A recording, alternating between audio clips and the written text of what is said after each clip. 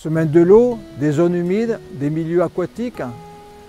Alors pourquoi une semaine de l'eau? C'est la 9e édition, donc ça fait partie des services de la Fédération des chasseurs, hein, des services au public, comme le festival animalier. Donc ce sont des programmes d'éducation à la nature, de découverte de la nature. Donc l'objectif, sensibiliser les enfants, leur faire découvrir le monde de l'eau, les zones humides, les milieux aquatiques, leur montrer tout l'intérêt de préserver ces milieux afin qu'ils les préservent, eux, plus tard, d'une façon pérenne. Pour l'organisation de cette 9e édition de la Semaine de l'eau, la Fédération des chasseurs a comme partenaire l'Éducation nationale, bien entendu, l'Office français de la biodiversité, l'Agence de l'eau Seine-Normandie, le syndicat des bassins versants, la Fédération de pêche de Seine-Maritime. On a aussi l'appui de la commune de Saint-Riquier-en-Rivière et je tiens à remercier M. Ludovic Julien pour toute l'assistance qu'il nous apporte.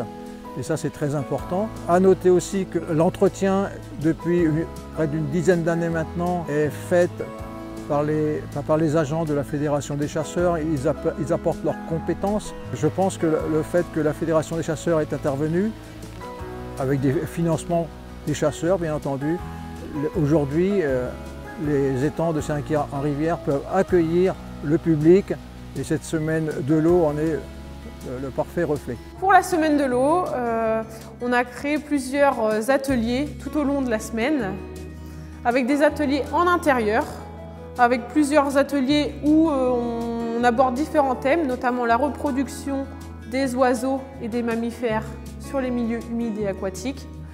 Au niveau aussi de la chaîne alimentaire, entre les rapaces carnivores, les hérons qui sont piscivores, et ou bien aussi les spatules qui vont manger vraiment eux les petites bêtes. Et en extérieur notamment, on a prévu une pêche découverte avec les enfants et l'objectif c'est de pêcher des petites bêtes.